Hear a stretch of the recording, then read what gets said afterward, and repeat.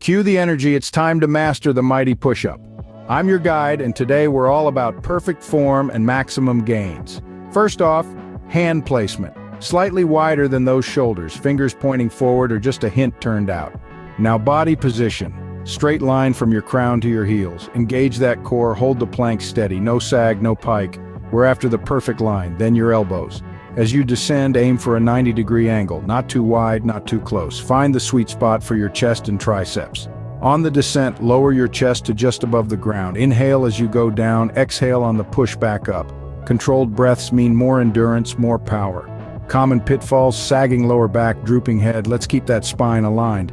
And remember, it's about quality, not speed. Feel like pushing further?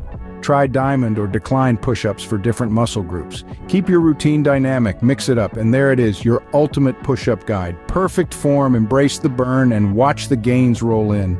Enjoyed this? Hit like, subscribe for more, and drop your queries below. Signing off now, stay strong, stay fit.